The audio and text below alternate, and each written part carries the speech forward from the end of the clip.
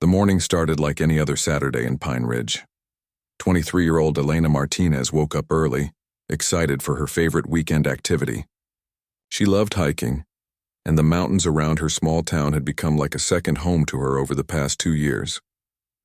Elena had moved to Pine Ridge right after college, taking a job as a graphic designer at a local marketing firm. The pay wasn't amazing, but the location was perfect.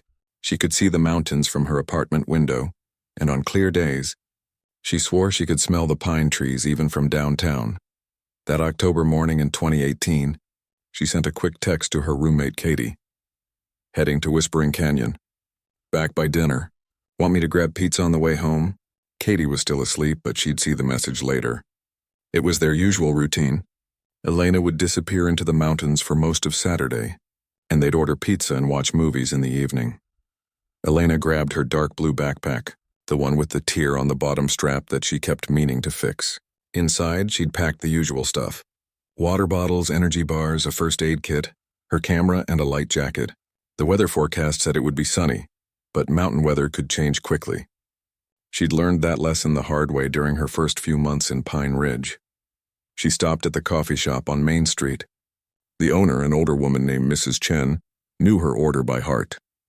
Large black coffee and a blueberry muffin. They chatted for a few minutes about the upcoming town festival. Everything was normal. Everything was fine. By 8 in the morning, Elena pulled into the parking area at the Whispering Canyon trailhead. There were only 2 other cars there. She recognized one of them. It belonged to Mr. Peterson, a retired teacher who hiked the trail almost every day. She'd bumped into him a dozen times before. He was probably already an hour ahead of her on the trail. Elena locked her car and paused for a moment, breathing in the crisp mountain air. Fog was rolling through the canyon, giving everything a mysterious, dreamlike quality. She loved mornings like this. The world felt peaceful, like she was the only person for miles around. She left her phone in the car. The battery was nearly dead anyway, and there was no cell service up on the trail. Besides, that was part of the appeal. No emails, no notifications, no distractions. Just her and nature. The first 2 miles of the trail were easy. Elena had walked this path so many times she could probably do it with her eyes closed. She passed the old wooden bridge, the weird tree that grew in a spiral shape, and the spot where she'd once seen a family of deer. Everything was exactly where it should be. Around mile marker 3, the fog got thicker. Elena slowed down, being careful with her footing. The trail got steeper here, and the rocks could be slippery when they were damp. She wasn't worried, though. She'd hiked in worse conditions. What happened next, nobody knows for sure. Somewhere on that foggy mountain trail, Elena Martinez vanished. When Katie woke up around noon, she saw Elena's text from the morning. She didn't think much of it. Elena was probably taking photos of some waterfall or sitting on a rock somewhere, sketching in her journal. She did that sometimes, lost track of time when she was up there. But when 6 o'clock came and went with no sign of Elena, Katie started to feel uneasy. She tried calling, but it went straight to voicemail. She remembered Elena saying something about her phone battery being low. Still, Elena had never missed their pizza night without at least sending a message. By 8 o'clock, with the sun setting and Elena's car still not in their parking spot, Katie called Elena's parents. They lived about 2 hours away in Portland. Then she called the police. Officer Bradley arrived at their apartment within 20 minutes. He took down all the information. Where Elena had gone, what she was wearing when she'd left. He told Katie not to panic yet. Hikers sometimes got turned around, or maybe Elena had twisted an ankle and was making her way back slowly. But he radioed it in anyway, just to be safe. By 10 o'clock that night, a search and rescue team was organizing at the Whispering Canyon trailhead. Elena's car was right where she'd left it, her phone still sitting in the cup holder. That was the first sign that something was seriously wrong. The search started at first light the next morning. 50 volunteers showed up, along with professional rescue teams and their dogs. Elena's parents arrived, their faces tight with worry. Her mom, Rosa, kept saying the same thing over and over. She knows these trails. She's careful. Something must have happened. The searchers found Elena's backpack on day 3. It was sitting on a rock about 2 miles up the trail, right near the spot where the path split in 2 directions. One way led to Mirror Lake, the other to the canyon overlook. The backpack looked like it had been carefully placed there, not dropped or abandoned in a panic. Inside, everything was still organized. Water bottles, energy bars, her camera with photos from that morning. But no Elena. They searched for 3 solid weeks. Helicopters flew overhead with thermal cameras. Rescue dogs sniffed every inch of the trail. Volunteers walked shoulder to shoulder through the forest, calling her name until their voices went hoarse. They checked every cave, every drop-off, every possible place a person could fall or get stuck. The canyon had dozens of deep crevasses, narrow gaps between rocks that dropped straight down into darkness. Some of them were so deep that if someone fell in, they'd never be found. The rescue coordinator, a man named Tom Williams who'd been doing this for 20 years, admitted this to Elena's parents during the 3rd week. "Sometimes the mountains just don't give people back," he said quietly. By week 4, the official search was called off. They'd covered every reasonable area, some of them multiple times. A few dedicated volunteers kept looking on weekends for another month, but eventually, even they had to accept reality. Elena Martinez had disappeared. No body, no clear evidence of what happened, just an abandoned backpack and dozens of unanswered questions. Her parents refused to give up. Every few months, they'd organize small search parties. They printed flyers and kept her case active on social media. They called the sheriff's office regularly, asking if there were any updates. There never were. The people of Pine Ridge held vigils on the anniversary of her disappearance. They lit candles and shared memories of the friendly young woman who'd fallen in love with their mountains. But as the years passed, fewer people showed up. Life moved on, the way it always does. By 2023, 5 years after that foggy October morning, most people had accepted the painful truth. Elena Martinez was gone and she was never coming home. The mountains had kept their secret, and everyone believed they always would. They were wrong. March 2024 started out as a normal month in Pine Ridge. People were looking forward to spring, tired of the long, wet winter.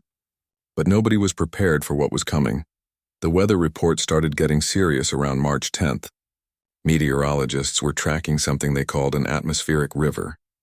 It sounded technical and boring, but what it really meant was simple. A massive amount of water was heading straight for the Pacific Northwest, and it wasn't going to stop. The first day of rain didn't seem too bad. People in Pine Ridge were used to rain. It rained all the time in this part of the country. But by the second day, something felt different. The rain wasn't just falling. It was pouring down in sheets so thick you could barely see across the street. Local news channels started showing concerned meteorologists pointing at their screens. The rainfall amounts were breaking records. Some areas were getting 3 inches of rain in just a few hours. The ground was already soaked from months of winter storms, and now it was getting hit with even more water. By the 3rd day, the real problems started. Rivers that normally flowed gently through town were rising fast, turning brown and angry. Small creeks that kids usually played in were now rushing torrents. The fire chief held a press conference and told people to stay home unless absolutely necessary. Then came the evacuation orders. First, it was just the houses right next to the rivers. Then it expanded to the lower valleys. Then to anyone living near the base of the mountains.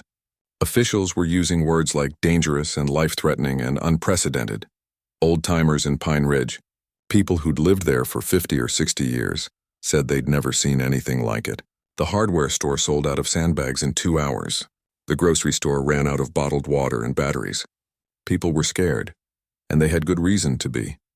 Up in the mountains where Elena had disappeared 6 years earlier, something terrible was happening. The ground was completely saturated. Water was running down the slopes and rivers, cutting new paths through the forest. Trees that had stood for 100 years were starting to lean as the soil around their roots turned to mud.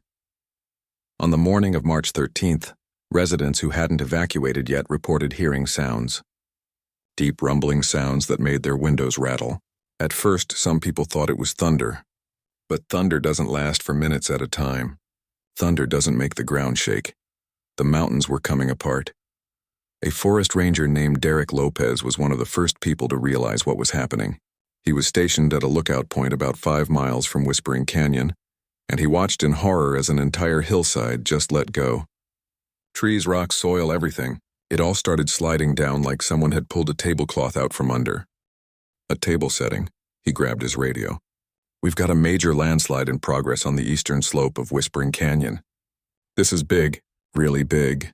Within minutes, reports were coming in from all over the region. Landslides were happening across the mountain range. Roads were being buried. Hiking trails were disappearing. The landscape was literally reshaping itself.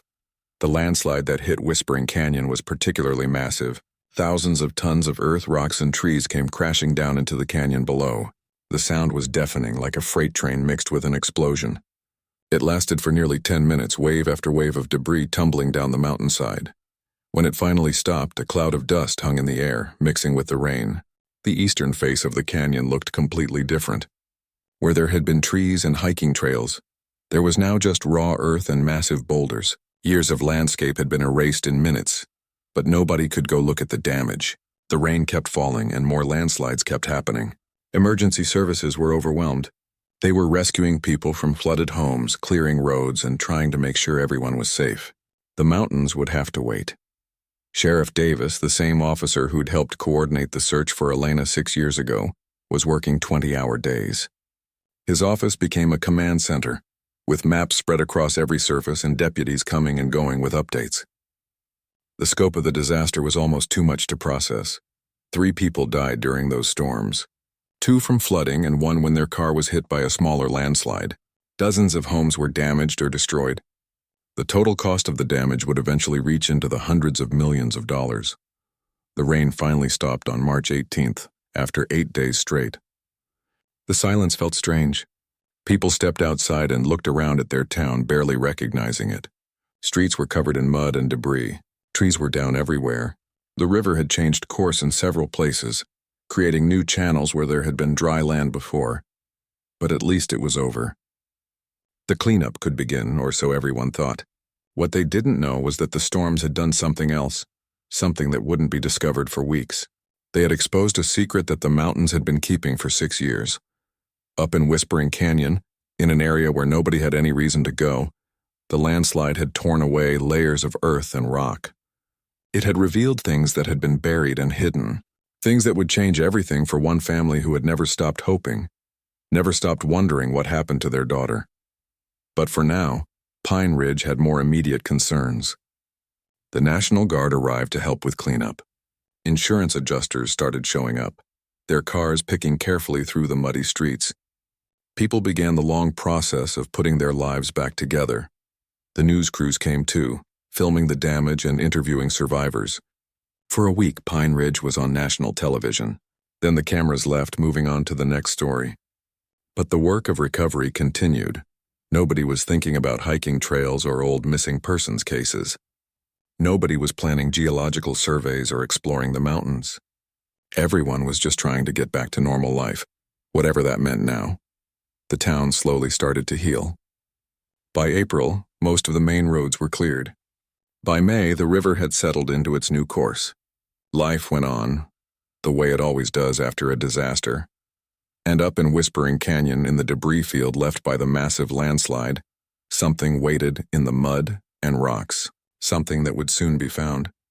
Something that would finally answer the question that had haunted a family for 6 long years. The storm had done its damage, but it had also done something else. It had moved the earth itself, shifting tons of rock and soil, revealing what had been hidden in the darkness. The mountains were about to give up their secret. But not yet. First, someone had to go looking. 2 months after the storms, life in Pine Ridge was almost back to normal. The cleanup was mostly finished. Most of the roads were repaired. People were moving forward, trying to forget about those terrifying 8 days in March. But the mountains still needed attention. The landslides had changed everything up there. Hiking trails were gone. Roads were buried. Nobody really knew how dangerous the area was anymore. That's where Dr. James Chen came in. Dr. Chen was a geologist from the State University. His job was to study the mountains and figure out if they were stable or if more landslides might happen. It was important work. People needed to know if it was safe to rebuild, safe to let hikers back on the trail someday. He arrived in Pine Ridge on a Monday morning in late May, bringing with him a graduate student named Priya Kapoor. Priya was in her mid-20s working on her master's degree in geology. She was excited about the project. She'd seen the news coverage of the landslides and couldn't wait to study them up close. They spent the first few days looking at satellite images and old maps, planning their survey routes. The Whispering Canyon area had been hit hardest, so that's where they decided to start. On Thursday morning, they loaded up their equipment and drove out to what was left of the trailhead. The parking area where Elena had left her car 6 years ago was still there, but everything beyond it looked like a different planet. The trail was completely gone. In its place was a wasteland of mud, rocks, and broken trees. The eastern slope of the canyon, which used to be covered in thick forest, was now just bare earth and boulders. "Wow," Priya said, stepping out of the truck. "The pictures don't do it justice." Dr. Chen nodded, pulling on his work gloves. "Mother Nature doesn't mess around. Let's get to work."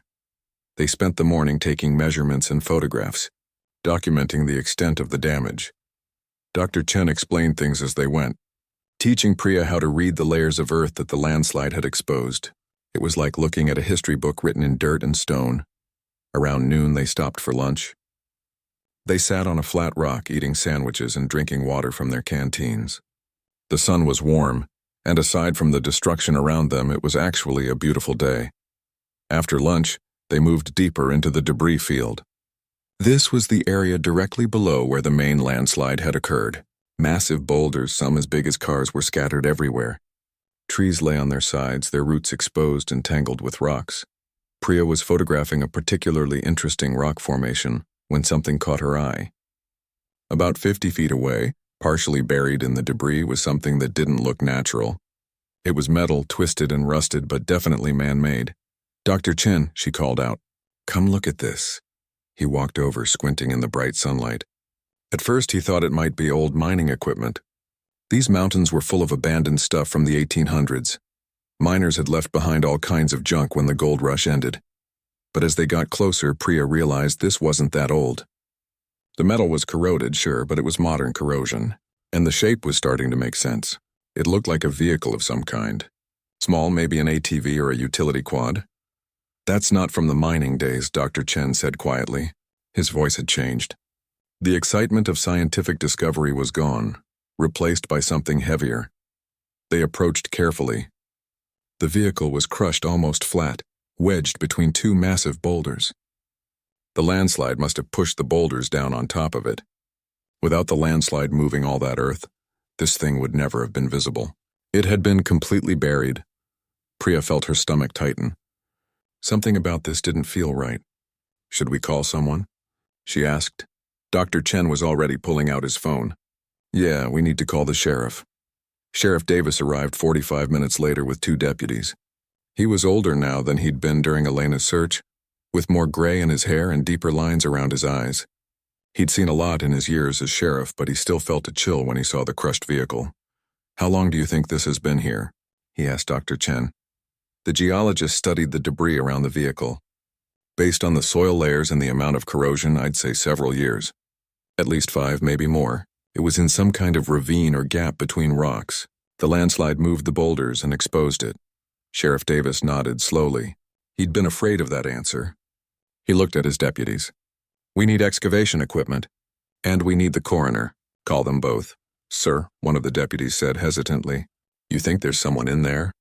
The sheriff didn't answer right away. He walked closer to the wreckage, his boots crunching on the loose rocks. He could see what looked like emergency blankets, the shiny silver kind, tangled in the twisted metal. Someone had been trying to survive. "Yeah," he said finally. "I think there is." The excavation took 3 careful hours. They couldn't just pull the vehicle out. Everything had to be documented and photographed. Every piece of debris removed had to be examined. The coroner arrived and waited patiently, his black bag sitting beside him. As they worked, more details emerged.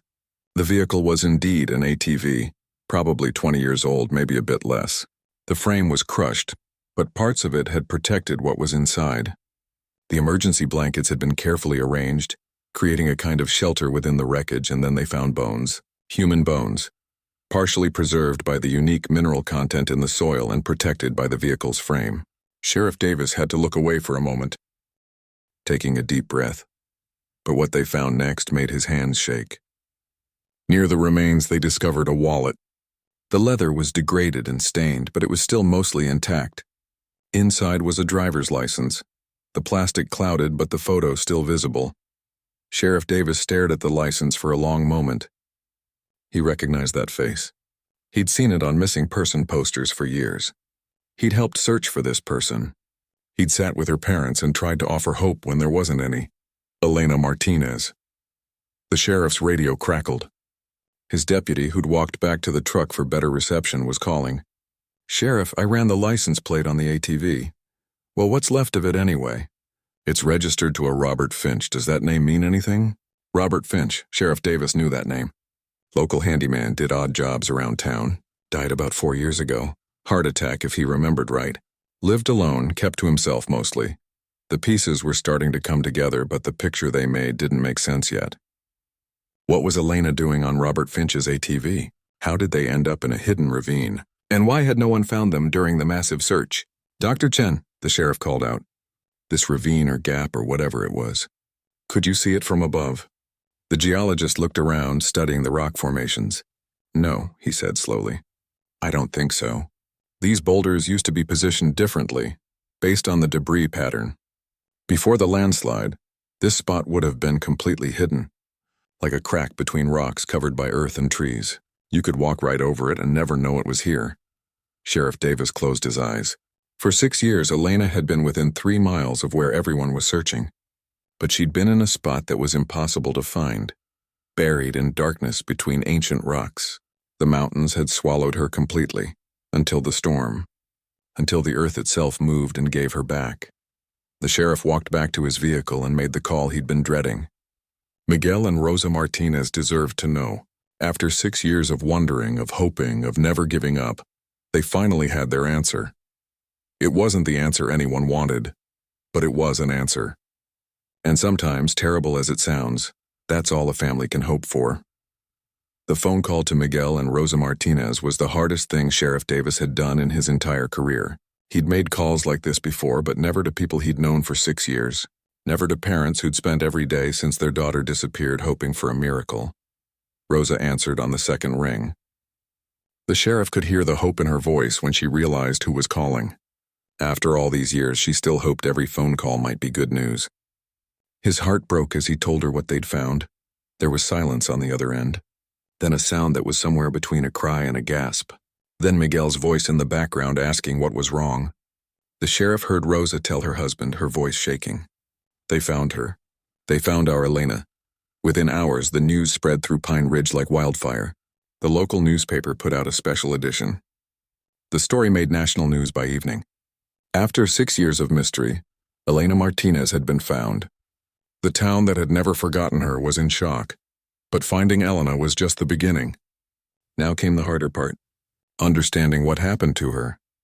The county brought in a team of forensic specialists from the state capitol. These were experts who could look at evidence and piece together events that happened years ago. They spent days at the crash site, carefully documenting everything. They also brought in accident reconstruction specialists. These were people who could look at how a vehicle crashed and figure out what happened. It was like solving a puzzle, except the pieces were scattered across a mountainside and buried under 6 years of weather and a massive landslide. The investigation revealed details slowly, piece by piece. The ATV had gone off what used to be an old mining road. Nobody even knew that road existed anymore. It wasn't on any official maps. It had been abandoned for probably 70 or 80 years, slowly disappearing back into the forest. The vehicle had tumbled down a steep slope and crashed into the narrow ravine between 2 large rock formations. The impact was severe. The frame was crushed on one side. The specialists said the crash would have caused serious injuries. But here's what made everyone's heart sink. The evidence showed that Elena had survived the initial crash. The way the emergency blankets were arranged, carefully positioned, the items found near the remains organized in a way that suggested someone was trying to stay alive, trying to stay warm. She'd been alive down there, trapped in that hidden ravine, probably badly hurt. And she'd tried to survive.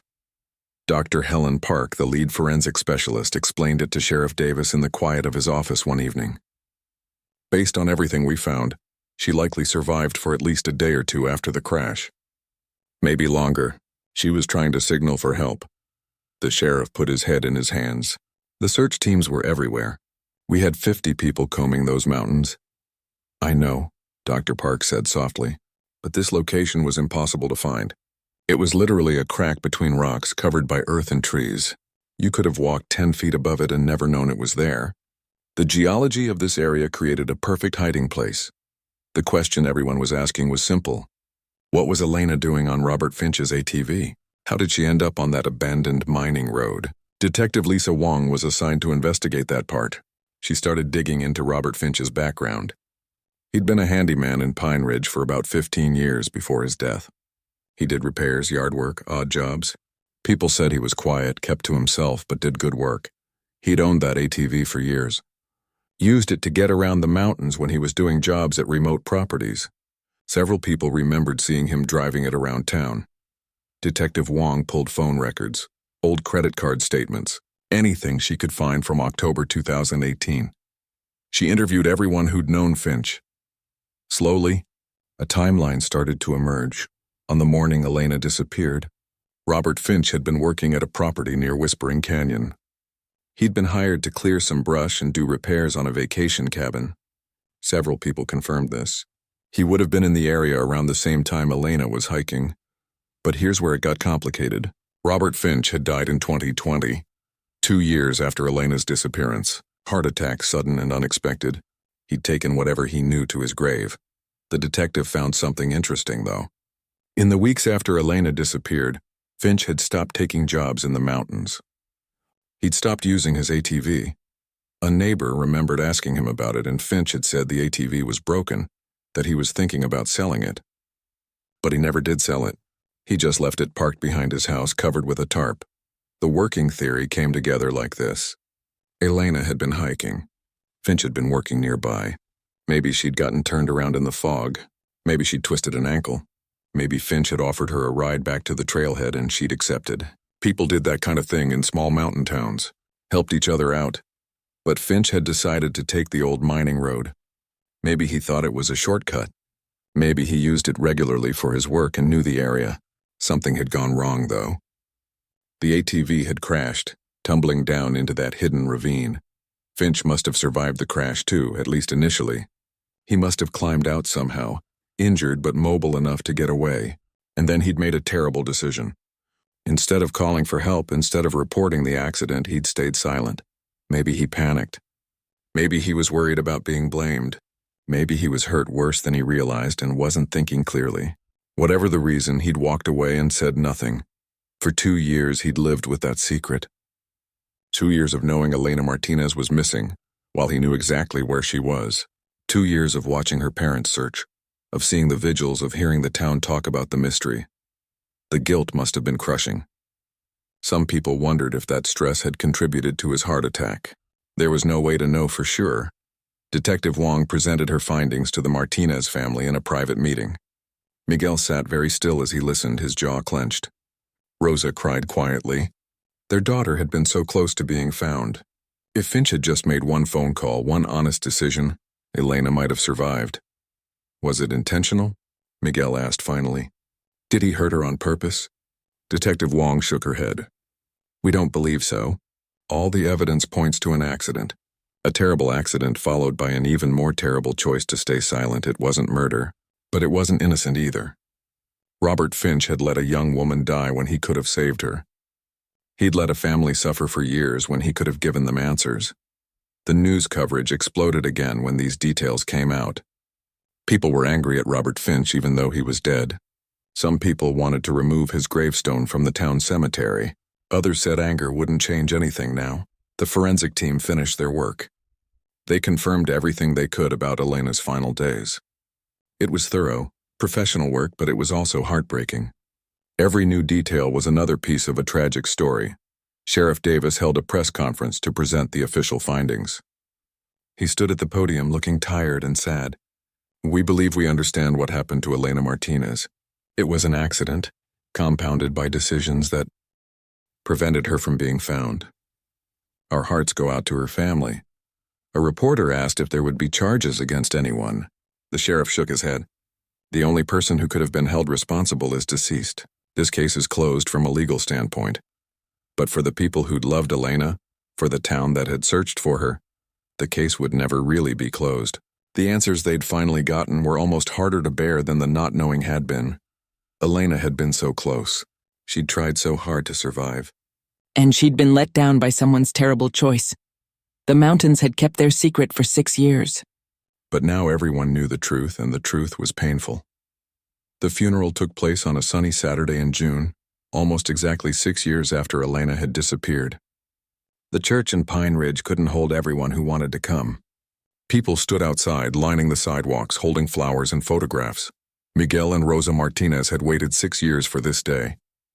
Not the day they'd hoped for, not the miracle they'd prayed for every night, but a day they needed. A day to finally say goodbye to their daughter. The service was beautiful and heartbreaking. Elena's childhood friends spoke about growing up with her. Katie, her former roommate, talked about their Saturday routines and how Elena had loved the mountains that ultimately took her. A co-worker from the marketing firm shared stories about Elena's creativity and kindness. But the moment that made everyone cry was when Miguel stood up to speak. He was a big man, strong from years of construction work, but his voice shook as he held the microphone. For 6 years, he said, we didn't know if we'd ever get to do this. We didn't know if Elena would ever come home. And when we finally got the call, when we finally learned what happened, part of me wished we were still just wondering. He paused, wiping his eyes. Rosa reached up from her seat and squeezed his hand. Because knowing hurts, he continued. Knowing that she tried so hard to survive. Knowing that someone could have saved her and didn't. That's a pain that's hard to carry. The church was completely silent except for the sound of people crying. But we're grateful too, Miguel said. Grateful to finally bring our daughter home. Grateful to everyone who never stopped looking, who never forgot her. And grateful to Mother Nature herself, who finally decided to give Elena back to us. After the funeral, there was a reception at the community center. Hundreds of people came through to pay their respects. The Martinez family stood for hours, accepting hugs and condolences, looking exhausted but somehow also peaceful. Sheriff Davis came through the line. He'd been dreading this moment, but Rosa surprised him by pulling him into a tight hug. Thank you, she whispered, for never giving up on her case, for treating her with dignity even after all these years. The burial was private, just family and close friends. They laid Elena to rest in the town cemetery, on a hill overlooking the mountains she'd loved. The headstone was simple, her name, her dates, and a line that Rosa had chosen, forever in our hearts, finally at peace. But Elena's story didn't end with her funeral. In fact, in some ways, it was just beginning. The following week, Sheriff Davis called a meeting with the County Emergency Services Director and the head of the search and rescue team. They'd been haunted by the same question. How could they prevent this from happening again? Tom Williams, who'd led the original search for Elena, spread maps across the conference table. We searched everywhere we knew to search, he said. But there are gaps in our knowledge. Hidden ravines, old mining tunnels, places that aren't on any modern maps. That conversation led to a partnership with the State Geological Survey. Over the next year, teams systematically mapped every hidden crevasse, every abandoned mining road, every concealed spot in the mountain range. They used ground-penetrating radar, drone surveys, and old historical records from the mining era. They found 17 other locations that would have been nearly impossible to find during a traditional search. Narrow gaps between rocks, collapsed mine shafts hidden by decades of forest growth, places where a person could disappear. Completely. The new protocol they developed was named after Elena, the Elena Martinez. Search protocol required search. Teams to consult geological surveys and historical maps. It added specialists to search teams who understood the hidden geography of mountainous terrain.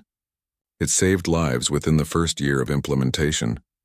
A hiker who broke his leg and fell into a ravine in a neighboring county was found in 18 hours instead of weeks, because searchers knew to look for hidden gaps that didn't show up on standard maps. A child who wandered away from a campsite was located in a concealed depression between boulders, a spot they would have missed under the old search methods. But Miguel and Rosa wanted to do even more. They'd spent 6 years organizing searches, making calls, keeping Elena's case alive. They couldn't just stop.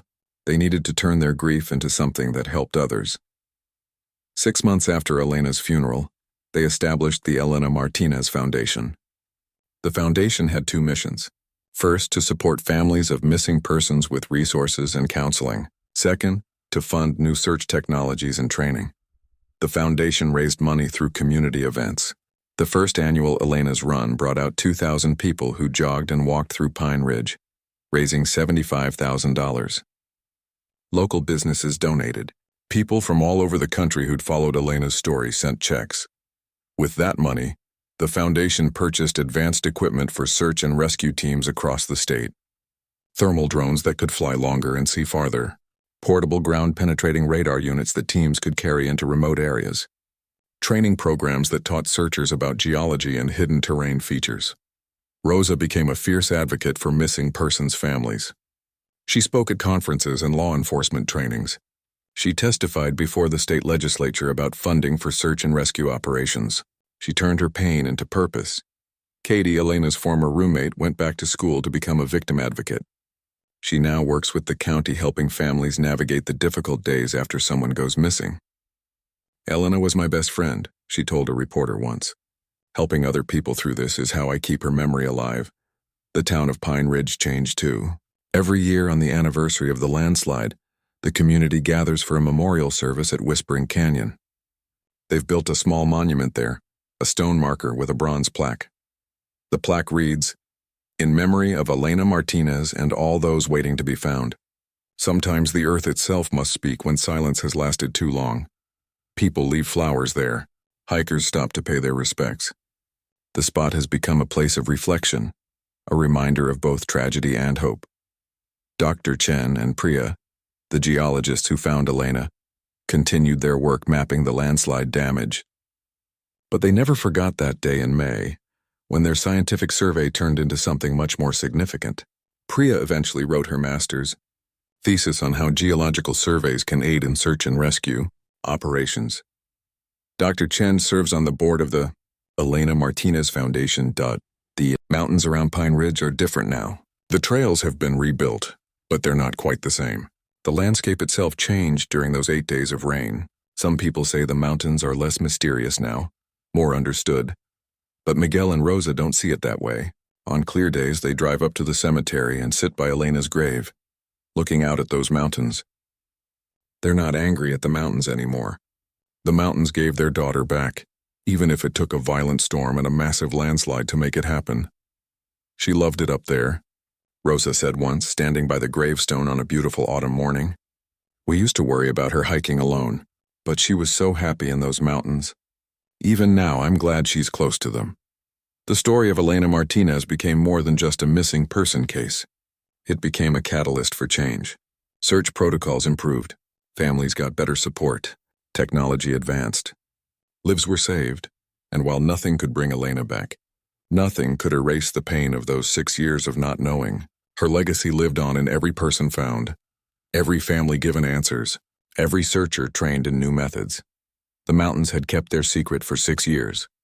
But when they finally spoke, when the earth itself moved and revealed the truth, it started a chain of events that made the world a little bit safer, searches a little bit smarter, and gave families of the missing a little more hope.